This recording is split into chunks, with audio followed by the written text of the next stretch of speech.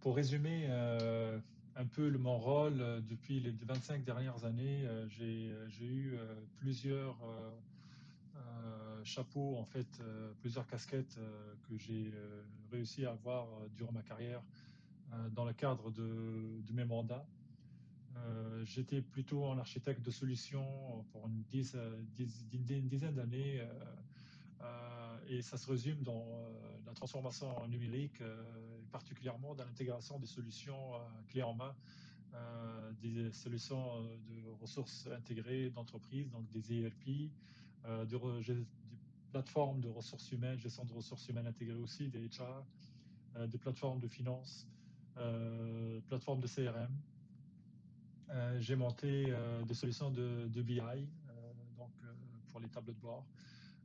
J'ai monté des solutions aussi en termes d'architecture d'entreprise dans tout ce qui est big data, permettre à l'échelle de l'entreprise de maîtriser la consommation des services d'information et tirer valeur et le rendre disponible en fonction des besoins.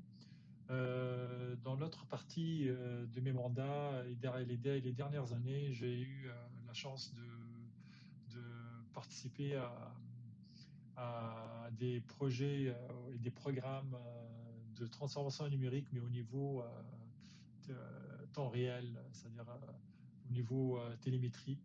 Donc, des solutions en temps réel ou des technologies embarquées. C'est dans le domaine des IoT et dans le domaine de télémétrie, des OT aussi. Donc, ça touche la partie gestion d'électricité, gestion de transport, gestion de l'équipage, gestion des acquisitions de données, toutes sortes, et dans laquelle les solutions étaient à intégrer ou à évoluer chez nos clients. À titre d'architecte technologique aussi, j'ai eu des mandats dans lesquels j'ai monté les, euh, les infrastructures et les solutions technologiques pour supporter les services en mode SaaS, pour les services partagés, les services hébergés, ou les plateformes de services, c'est-à-dire en le mode PaaS, c'est Platform as a Service. Et on a monté des microbus, des microservices et des services d'entreprise, donc des ESB, en mode local ou en mode imparti, ou en mode hosting, en mode service hébergé. Que ce soit Bell, que ce soit Oracle, que ce soit Azure, Amazon, toutes les plateformes aujourd'hui qui sont disponibles pour héberger des solutions d'affaires et des solutions technologiques. Donc, j'ai agi pour aider les clients à se positionner dans ces démarches. À titre d'architecte d'entreprise, dernièrement, j'ai eu des postes dans lesquels j'ai agi pour mettre en place des cadres de pratique, que ce soit COBIT, TUGAF, Zachman, architecture d'entreprise en termes de référentiel, le CMM, ISO.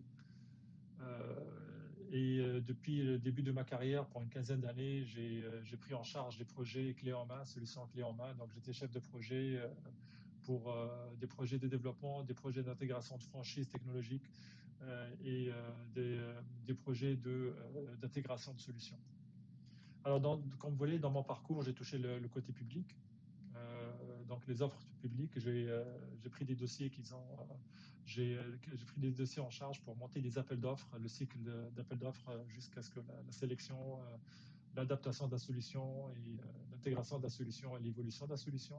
Donc ça consistait à mettre en place les exigences fonctionnelles, non fonctionnelles pour le client, de s'assurer que les fournisseurs ils sont bien sélectionnés en fonction des vrais besoins, qui sont bien identifiés, et que la faisabilité budgétaire, elle se réalise en fonction des décisions prises et des recommandations. Voilà, donc je peux citer parmi mes clients, j'ai Hydro-Québec, Commission de construction de Québec, l'Université de Montréal, McGill, Alstom, Canada National, Banque Nationale, Microsoft, NAV Canada, j'en nomme, Croix-Bleue, ainsi de suite. Donc, depuis 1994 que je suis dans le domaine, je détiens un baccalauréat en informatique de gestion et des certifications pour les pratiques PMI, TOGAF, COBIT, Prince, ainsi de suite. Donc, dans mon CV, vous allez voir un peu mon cheminement.